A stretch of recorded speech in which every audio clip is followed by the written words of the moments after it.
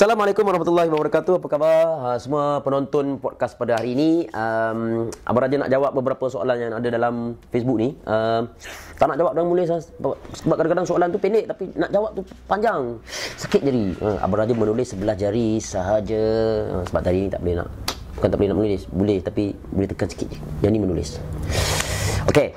Jadi ada satu soalan yang Abang Raja dah pending lama nak jawab tentang seorang parents hantar email pada Abang Raja tentang seorang anak dia dulunya berada di boarding school tapi dapat result tak bagus masa PMR, keluar ke sekolah harian biasa dan result di sekolah harian biasa juga tak bagus dan ibu ini sangat sedih lah, sangat kecewa.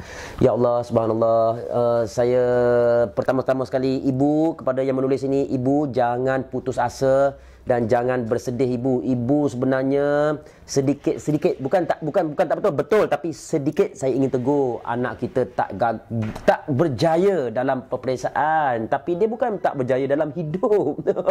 Okey, dia tak berjaya dalam peperiksaan, dia bukan tak berjaya dalam hidup. Berapa ramai di luar sana anak-anak ataupun orang-orang yang berjaya dalam pekerjaan, dalam career, orang yang tak masuk U pun, orang yang tak belajar tinggi pun, tapi mereka adalah seorang individu yang sangat berkualiti. Okey, apabila kita sebagai ibu bapa meletakkan sebagai pencapaian akademik tu dalam kepala anak-anak sebagai satu perkara yang kamu mesti dapat, budak tu akan jadi stres, jadi tertekan. Kalau tak dapat jadi takut, tak dapat jadi mengecewakan ibu bapa, tak dapat. Stres ini menjadikan anak-anak kita belajar tak seronok. Belajar dibayangi oleh kegagalan, dibayangi oleh kalau gagal mak sedih, ayah, mereka dibayangi kegagalan. Anak-anak yang baik ni kebanyakannya gagal kerana benda-benda macam ni lah. Kerana mereka terlalu nampak pengharapan tinggi daripada mak bapak. Sebagai mak dan ayah, kita berilah mereka, anak-anak kita, pendidikan. Kalau mereka gagal, bukan bermakna mereka gagal dalam hidup.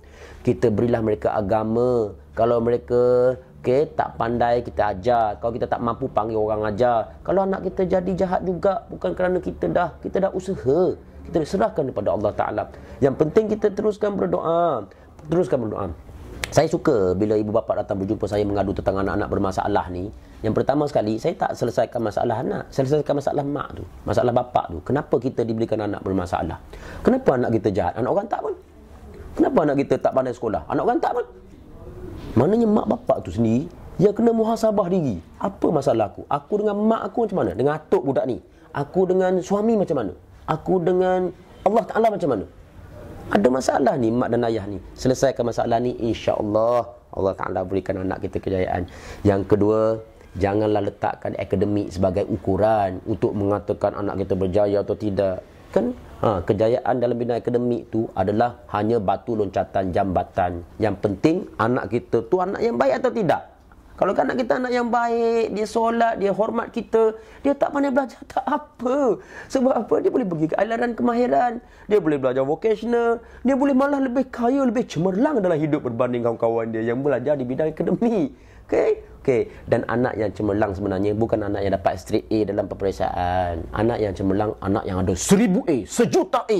Dia A dalam komunikasi, dia A+ dalam bergaul dengan masyarakat, dia A+ dalam tanggungjawabnya pada adik-adik, dia A+ dalam solat, dia A. Ini baru anak yang cemerlang. Kalau anak tu sekadar straight A tapi malas tidur, balik rumah, tidur kerja tak buat, pinggan tak basuh, anak ni bukan anak cemerlang. Okey. So kepada ibu yang menulis ni, pada ayah yang menulis ni, anak kita bermasalah, kita yang pertama muhasabah diri. Yang kedua, jangan letak benchmark pencapaian akademik sebagai ukuran untuk anak-anak kita. Yang ketiga, janganlah kita letakkan harapan yang menggunung. Kita letak harapan tinggi sampai anak tu jadi nampak macam kalau gagal ayah akan sedih, kalau gagal mak akan sedih. Anak jadi belajar tak seronok, jadi stres. Bukannya kita kata kau gagal ke, kau berjaya ke, kau tetap anak ayah. Kau buat betul-betul, insya-Allah Tuhan tolong kau. Kita tak kata macam tu, kita tak tunjukkan macam tu. Jadi anak ni rasa macam kalau gagal, dia bukan lagi anak ayah, dia bukan lagi anak ibu. Kalau gagal, dia telah mengecewakan mak ayah. Tak nak macam tu. Okey, kita bagikan yang bagi tahu anak kita. Biar mereka tahu.